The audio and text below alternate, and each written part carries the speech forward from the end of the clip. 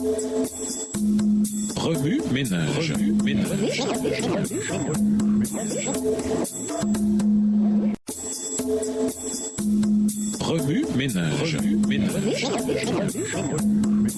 Bienvenue dans notre émission. Remue ménage. Nous voilà la leçon 10, l'expiation. Lisons Lévitique 16, les versets 1 à 28. Lévitique 16, les versets 1 à 28. L'Éternel parla à Moïse après la mort des 2 fils d'Aaron qui moururent en se présentant devant l'Éternel. L'Éternel dit à Moïse, parle à ton frère Aaron afin qu'il n'entre pas en tout temps dans le sanctuaire au-dedans du voile, devant le propitiatoire qui est sur l'arche, de peur qu'il ne meure, car j'apparaîtrai dans la nuée sur le propitiatoire. Voici de quelle manière Aaron entrera dans le sanctuaire. Il prendra un jeune taureau pour le sacrifice d'expiation et un bélier pour l'holocauste. Il se revêtira de la tunique sacrée de lin et portera sur son corps des caleçons de lin. Il se ceindra d'une ceinture de lin et il se couvrira la tête d'une tiare de lin. Ce sont les vêtements sacrés dont il se revêtira après avoir lavé son corps dans l'eau. Il recevra de l'assemblée des enfants d'Israël 2 boucs pour le sacrifice d'expiation et un bélier pour l'holocauste. Verset 6. Aaron offrira son taureau expiatoire et il fera l'expiation pour lui et pour sa maison. Il prendra les 2 boucs et il les placera devant l'Éternel à l'entrée de la tente d'assignation.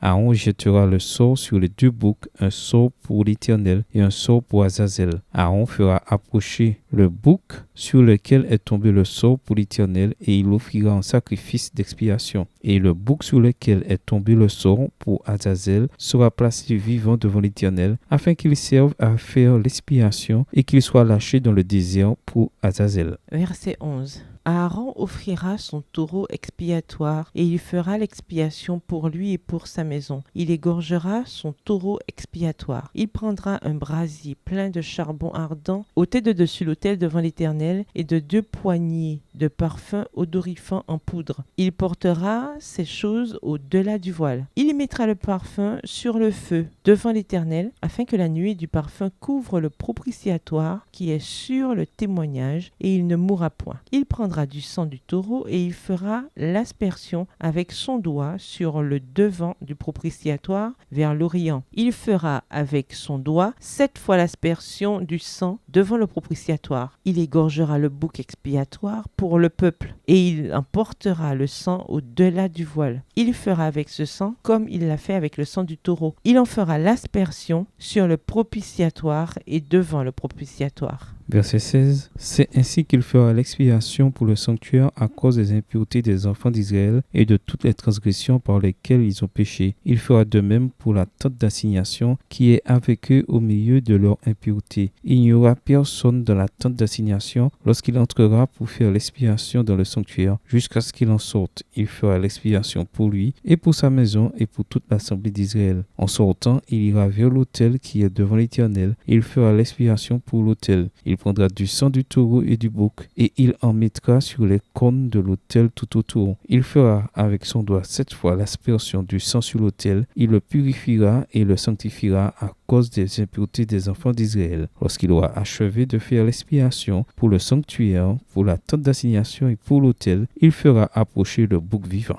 Verset 21. Aaron posera ses 2 mains sur la tête du bouc vivant et il confessera sur lui toutes les iniquités des enfants d'Israël et toutes les transgressions par lesquelles ils ont péché. Il les mettra sur la tête du bouc, puis il le chassera dans le désert à l'aide d'un homme qui aura cette charge. Le bouc emportera sur lui toutes leurs iniquités dans une terre désolée. Il sera chassé dans le désert. Aaron entrera dans la tente d'assignation. Il quittera les vêtements de lin qu'il avait mis en entrant dans le sanctuaire et il les déposera là. Il lavera son corps avec de l'eau dans un lieu saint et reprendra ses vêtements. Puis il sortira, offrira son holocauste et l'holocauste du peuple et fera l'expiation pour lui et pour le peuple. Il brûlera sur l'autel la graisse de la victime expiatoire. Verset 26. Celui qui aura chassé le bouc pour Azazel lavera ses vêtements et lavera son corps dans l'eau. Après cela, il rentrera dans le camp. On emportera hors du camp le taureau expiatoire et le bouc expiatoire dont on a porté le sang dans le sanctuaire pour faire l'expiation. Et l'on brûlera au feu leur peau, leur chair et leur excréments. Celui qui les brûlera lavera ses vêtements et lavera son corps dans l'eau. Après cela, il rentrera dans le camp. Introduire un mot magnifique. Il n'y a guère de mot plus beau dans toutes les Écritures que le mot expiation. L'expiation est sans contredit l'une des valeurs principales de Dieu dans le Lévitique. Elle y apparaît près de 50 fois, ce qui devrait nous réjouir profondément. L'expiation, c'est non seulement le fait que nous sommes pardonnés pour quelque chose que nous avons fait contre notre prochain, mais aussi que notre péché est complètement couvert et que notre relation est restaurée, nous délivrant ainsi d'une culpabilité et d'une honte persistante. C'est la version biblique, second 21, qui fait le mieux ressortir cette signification. Il posera sa main sur la tête de l'Holocauste qui sera accepté de l'Éternel pour lui servir d'expiation. Lévitique 1, verset 4. Dans Lévitique 4, il ajoute que nous sommes aussi pardonnés, verset 20. L'expiation signifie au moins 3 choses. Nous sommes purifiés, pardonnés et réconciliés avec Dieu. Avez-vous déjà pardonné à quelqu'un de vous avoir fait du mal, mais sans jamais vraiment lui faire à nouveau confiance? En d'autres termes, vous lui avez pardonné, oui,